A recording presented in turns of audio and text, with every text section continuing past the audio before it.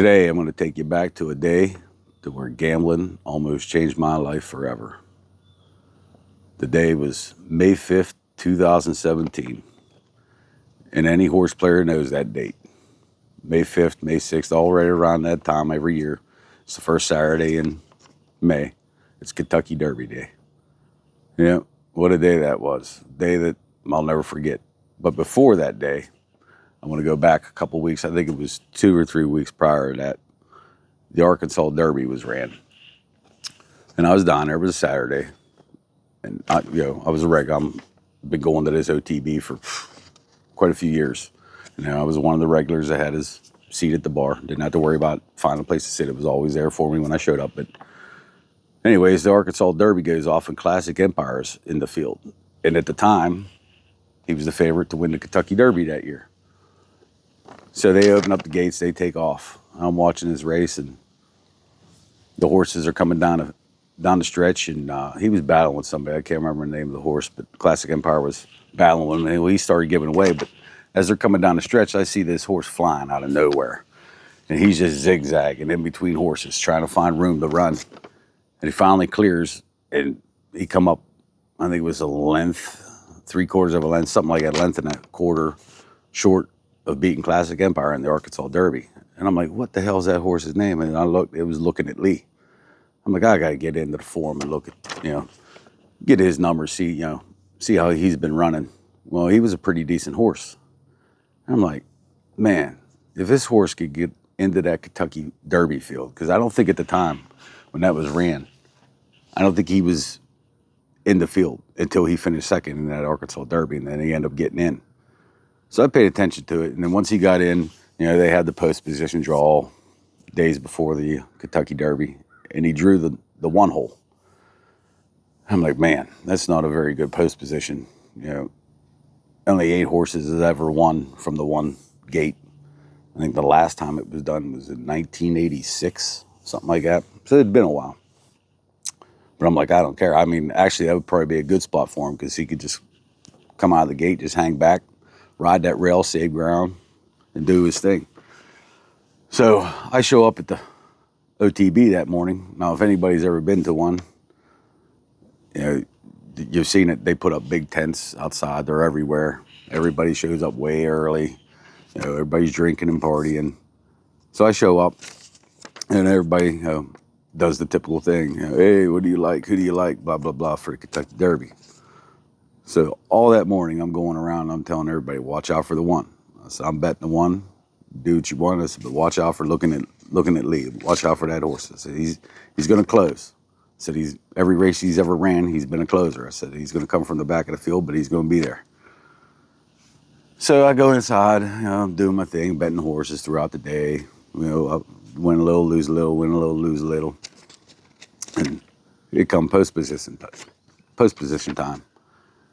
Race goes off.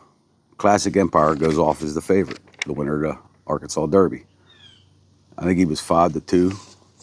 And then second choice was Always Dreaming. He was 9-2, second choice. Well, Always Dreaming gets out of the gate pretty good. Classic Empire, he come out like mid-pack.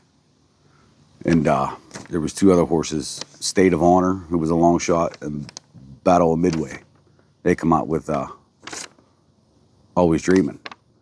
So they're going. It's a muddy track. The number 2 horse, he was from Dubai. He was out of the race as soon as the gates opened up. His hooves hit the mud, and I ain't running in this. He ain't used to it. So they're going, and the pace is kind of slow because it was muddy. And right away, Looking at Lee right to the back, riding that rail. Corey Lannery was on him. He's always ridden this horse at the time. And, oh, man, he's a good 20, 25 lengths behind. And they're just doing their thing, going around the track. And I'm like, just keep that horse's face clean, man. Keep the mud out of his face, and he's going to be good. And that's exactly what Lannery did, because they hit that 3/4 pole, and it was Irish War Cry and Battle of Midway. They were putting a little pressure on Always Dreaming, but not too much because they weren't making him run, really. And it ended up biting me in the ass in the end because they hit the top of that stretch. The announcer, if you go back and watch it on YouTube, you'll hear the announcers. They're just going back with the horses' names, Never once did they mention looking at Lee. But meanwhile, if you watch the video, you could see him. He's just gobbling up. Right, he looked like a rabbit on the rail for a greyhound race. He's just flying. Like the last half of that race, he's just cruising. He's in just making up ground. I'm like, I jumped up and I said, "Hey, Vince." I said, "Here he comes." This guy that he's there every day, but I see him every weekend when I was there. And I said, "Vince," I said, "Here he comes." He said, "Who?" I said, "Look." I said, "Look at the rail. He's coming." He said, "Holy shit." I said, "Yep." I said, "Yep, man." I said, "This is gonna be close." Well, they hit the top of the stretch, and they changed that camera angle coming down the stretch for the call. And they're still talking about Always Dreaming and Irish War Cry. I think Classic Empire was coming a little bit, but he flattened out. And then finally, whenever looking at Lee, he split the gap right off the rail, and he was like a length and a quarter off. And they finally mentioned his name. I said, "He's going to win this fucking race." Oops, sorry, didn't mean to swear. But I said, "He's going to win this race, Vince." And then my heart's just pounding. He's 26-1. And everybody that's running in third, fourth, fifth, everybody that's there, I got him. I got looking at Lee. I played him win, play, show. I had him in the dollar exact box. And then I had looking at Lee on top, dollar tries with all these horses and a dollar supers with all these horses. I'd spent I want to say, it was right around $800 on this race. Something like that. $700-800 in all my tickets. And next thing you know, he just flattened out a little bit, and then Always Dreaming just pulled. He had just a little bit left in him and pulled away. He ended up winning the race by, I think it was 2.25 lengths or something like that. And my heart just sank, man. I was so bummed. I'm like, man. No, I'm sitting there. I got the exacta. But I didn't even care because I know, man, I was just so close to hitting a big payday on the Kentucky Derby. I think Battle of Midway was, if I remember correctly, he was 99-1. He finished third, and then I believe State of Honor finished fourth. I can't remember. I think it was him though, and he was like 50-1, something like that. But yeah, had somebody been up there that had a little bit of a horse, I wish it was Classic Empire, because I know he would have made Always Dreaming run a little harder, which would have used up some of that juice, and I think looking at Lee would have passed them both up coming down that stretch end. But anyways, yeah, I think the exacta I got, I want to say it was around $300, $400, something like that for the exacta alone. And then I had the show the place and show tickets on him. I think I got, I don't know, another $100 out of that. So I had $5 of my $800 back. But then they showed the payoffs for the try and the super. Oh my God. The try, if I remember correctly, was, I want to say around 17,000. And then the dollar super, I believe it was the dollar super. It might have been 50 cents, but it was one or the other. It was like almost 200,000. It was like $180,000. And I'm like, oh my God. And that's with the 9-2 second choice on top. Flip that, put looking at Lee on top, 26-1. Man, that super's paying,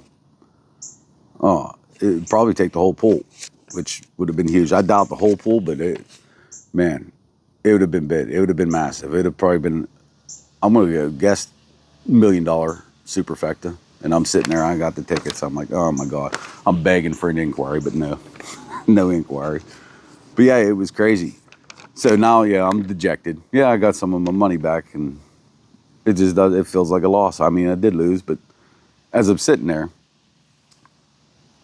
everybody that I had spent all morning giving, my tip to, looking at Lee, had started filtering into the bar to find me.